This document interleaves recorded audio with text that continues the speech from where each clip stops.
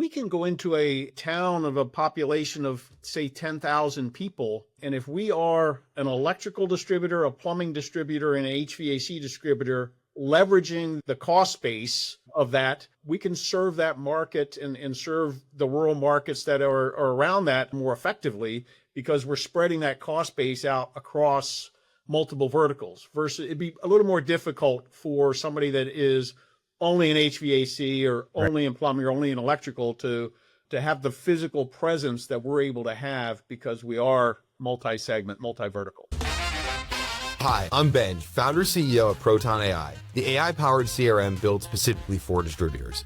And you're listening to In the Mind of a Distributor, where we interview the smartest minds in distribution. Let's get into it. Paul, thank you so much for agreeing to join on the podcast. Paul is the CEO of DSG, Dakota Supply Group. Really excited to have you on. Would love to get started just by hearing about how you started your career as a carpenter. You were in the Navy and then eventually ended up in distribution. Like, how did you end up in distribution in the first place? Yeah, so thanks, Benj. Good to be with you, and I appreciate you having me on. Distribution, it's never a straight line, or my life has not been a straight line as it relates to that. But so I was a carpenter's helper in high school, working for my oldest brother had a contracting firm. That was kind of my start in the trades. Did that for a few years. Realized I didn't want to be a carpenter for the rest of my life, so I joined the Navy and had a great experience in the Navy. Was on the intelligence side of the business there and became an intelligence analyst. But most importantly, I met my wife, who was also in the Navy.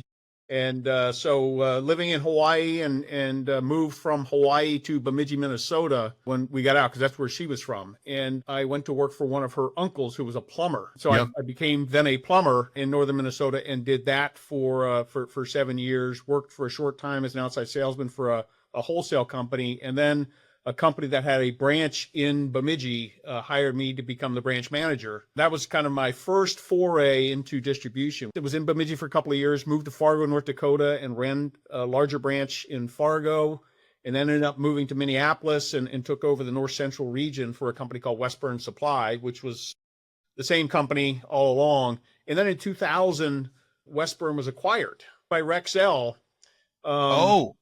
For the electrical business in Canada. And I was on the plumbing side of the business at that time, then spun the plumbing business off to Wolseley. The U.S. business became part of Ferguson, and the Canadian plumbing business became Wolseley Canada, which later in my story, I ended up moving to Canada and running the plumbing business for Wolseley Canada. So spent the time integrating Westburn into Ferguson, and then I became the VP for the upper Midwest for Ferguson.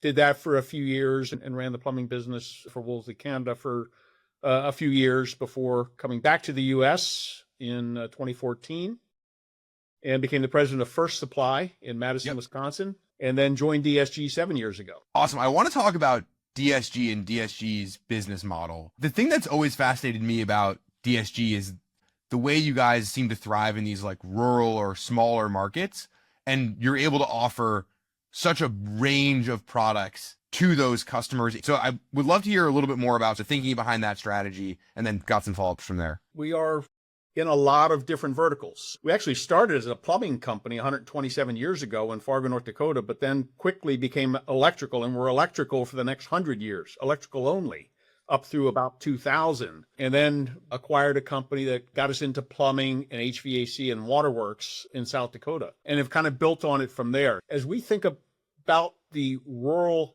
territories that you were highlighting, we can go into a town of a population of, say, 10,000 people, and if we are an electrical distributor, a plumbing distributor, and an HVAC distributor, leveraging the cost base of that, we can serve that market and serve the rural markets that are around that a little more effectively because we're spreading that cost base out across multiple verticals. Versus it'd be a little more difficult for somebody that is only in HVAC or only in plumbing or only in electrical to have the physical presence that we're able to have because we are multi-segment, multi-vertical. Why do you think that sort of other players in some of the markets you're talking about haven't ended up a little bit more diversified? Like, there really aren't many distributors that sell the range of products that you guys sell. Is there like a structural reason for that? Is it about supplier relationships? It's hard, one, right? And it requires focus. And, it's become part of our strategy largely because of our rural geography. If you're in a metro area, and we're in a couple of larger metro areas, Minneapolis or Detroit, and in those markets, the focus has to be a little bit different, right? Because we're competing with, strong independents or nationals that are solely focused on one of those verticals in those local or in the larger metro markets. We've got to be able to provide that same level of focus at the segment level in the small markets as well. It's plumbing and heating. You can usually have a common outside salesperson in a rural territory, but it's kind of hard to have one salesperson covering plumbing, heating, and electrical. And then you throw waterworks on top of that. So bringing focus at the customer level is really important. And sometimes we're able to do that with local resources, and sometimes we can do that with regional resources, where we're doing regional quotations for electrical, and then we've got a different team that's doing regional quotations for plumbing and HVAC. Can you talk a little bit about the go-to-markets, but especially the field team, the challenges that come with selling such a broad range of products? Like, do you have sort of a tip of the spear and then specialists that come in on top of that? How do you think about that? How do you think about making the math work on that in some of these smaller markets? From a back of house perspective, our warehouses, they don't care if they're picking a plumbing item or an electrical item or an HVAC item. Right. Our trucks, Doesn't matter. it doesn't matter. So from a supply chain perspective, we can gain a lot of efficiency there. So then it's really about how do we drive the sales focus? We have P&L ownership at the branch level and at the regional level that is across all businesses, but then we really bring dedicated sales focus. So regional sales by segment, sales management by segment, and then salespeople by segment that are driving the business locally. Do vendors like that you sell all 3 or 4 of these sort of big product lines, and I'm curious if there are any sort of back office complexities that come with selling such a large suite? There are, from an inventory, a working capital investment perspective. So, and we're going through that supply chain work as we speak. But from a supplier perspective, it's our job to provide a level of focus to that vertical. We want the right people that show the appropriate level of focus and knowledge of the market. So that's really important. You then couple that with the market coverage that we have that is rural that they may not be able to get from somebody else, because we are in some of these secondary and tertiary markets that they don't have good coverage. You guys have an amazing e-commerce experience. You've invested very heavily in great product data. Oftentimes, e-commerce adoption for the type of customers that you guys sell to is pretty low. And so I'm curious how you've seen that play out and sort of where you see it fitting. We want to meet our customers where they are, wherever they are. And some are, further along the digital journey. And, e-commerce is one piece of our digital ecosystem for our customers, right? It's what other tools are we using? You've got some of these third-party tools that contractors are using, like a Kojo or Remarkable. Hey, how do we engage with those? We've introduced a order automation, bid automation solution recently that allows us to get our feedback to our customers more quickly from a bid response rate. So how are all those digital tools, in addition to our e-commerce site, helping our customers and meeting our customers where they are and providing them the experience that they're looking for? So hey, we measure, like everybody does, what percentage of our revenue goes through e-commerce. It's a low number, but also there are a lot of digitally influenced sales that may start on our e-commerce site and frankly get transacted either on the phone or in person at a branch. So we believe that's table stakes today. And it's also forcing us to ramp up our product data that you talked about earlier efforts, right? Because the level of product data you need for a robust e-commerce experience versus what you need for an ERP are two different things. How do you think about the marketplace players like the Kojos of the world? They're trying to find their place, and they've done a good job at trying to articulate a benefit to the contractor. What we don't want to be involved with is an auction site, because we believe we've got more value to add to those transactions. And if that solution is one that is just lining up 4 or 5 distributors and what their inventory position is, what the price is, that's probably not somewhere that we're interested in investing a lot of time and energy. Do you think that's where those sites end up going? Or I'm curious sort of how you see the market evolving there. Experience has shown that inventory availability has been a larger driver than price necessarily. Our contractors, labor is their, labor and labor planning is what's driving their business and where they have the biggest opportunity to leverage things. And in many times, these purchasing professionals at the contractor level want to get something off their desk. And if you've got the inventory and the price seems market competitive, then they can close that transaction, send you a purchase order, and move on to the next thing. The other piece of that is knowing what you have in stock and, being able to plan their labor for a project tomorrow or the next day or next week and giving them that visibility. And then pricing really does become secondary. Most sales reps spend 72% of their week on admin tasks instead of actually selling. Proton changes that. We're a CRM built for distributors that guides your reps on who to call and what to sell. Our AI assistant Pronto even gives instant answers to questions like, what do I need to know about this account? Or which product should I pitch them next?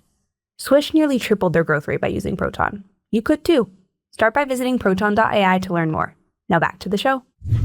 You guys have been acquiring and greenfielding branches really aggressively. I feel like every 2 weeks I see some announcement about you guys either buying a smaller distributor or opening a new branch or opening a new facility. Can you give a sense for what the plan is in terms of the growth strategy from here? Yeah, we're going to continue to grow and really a 3-pronged growth strategy. So greenfield expansion in our current and contiguous geography, acquisitions, largely bolt-on acquisitions as they become available, and then segment expansion. We don't do everything everywhere. So like in Montana, we were in the plumbing, HVAC, and waterworks business, and we are now expanding into the electrical business. Greenfield expansion out of our current footprint required us to do some things.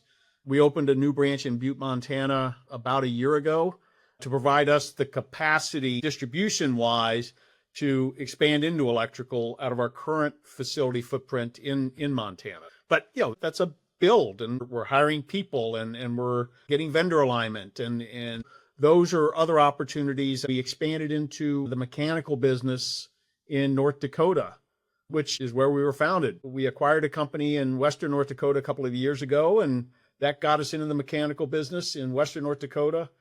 Built a new building in Fargo here that opened earlier this year, and that gave us the capacity to expand into the mechanical business in Eastern North Dakota as well.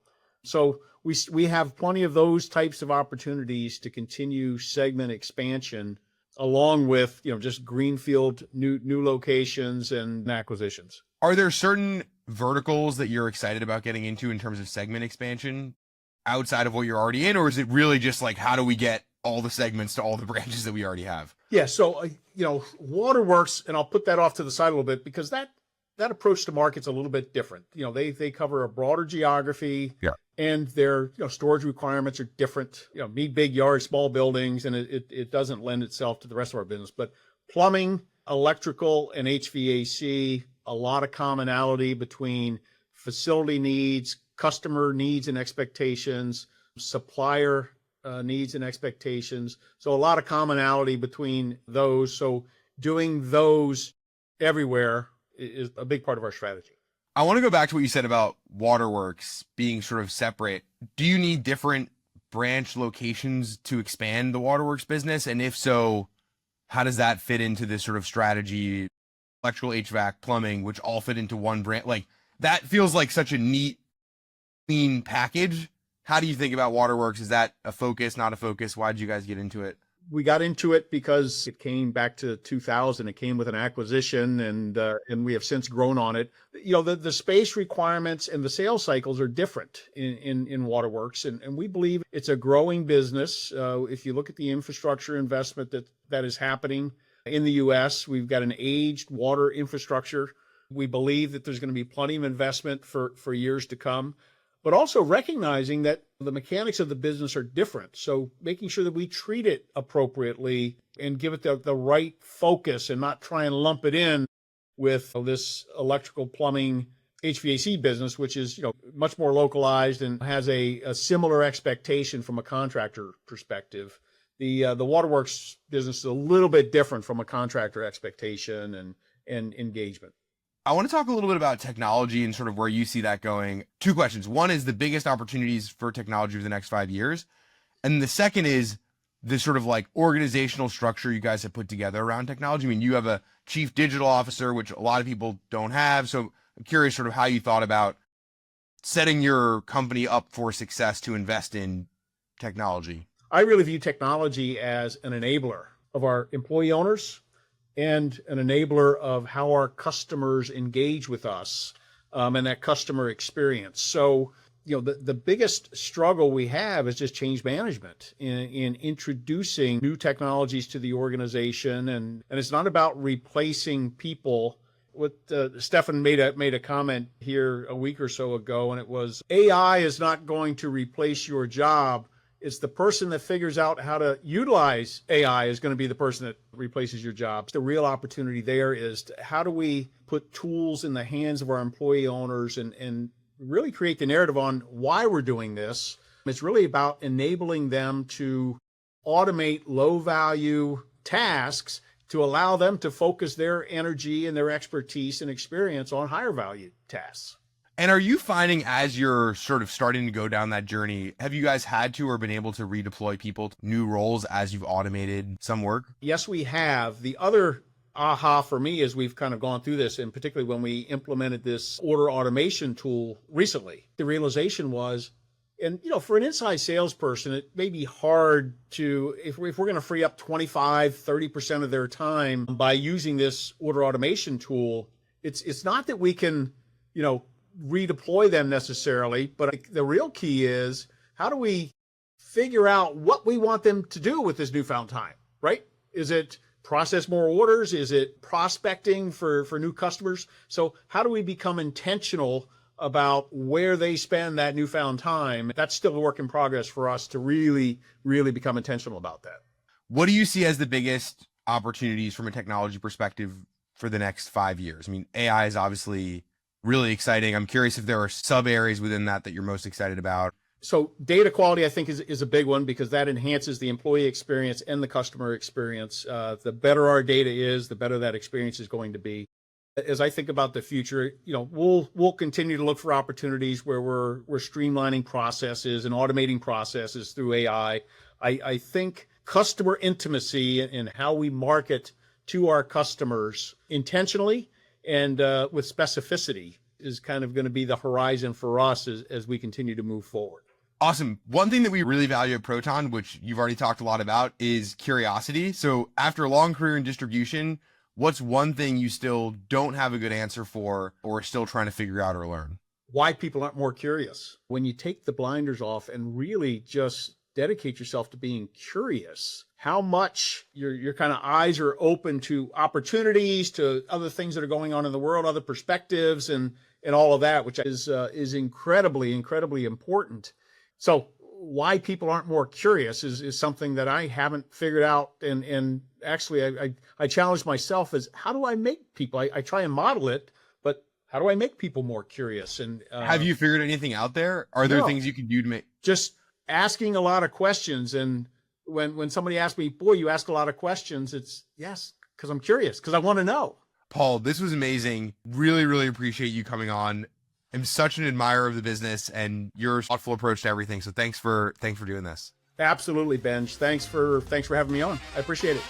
That's it for this episode of In the Mind of a Distributor. If you like this conversation, leave a review. It helps more folks in distribution find the show. If you're thinking about a CRM for your business, head to proton.ai to see how Proton can help you grow faster. Or if you want to connect with me, you can add me, Benj Cohen, on LinkedIn. Thanks for listening, and I'll catch you next time.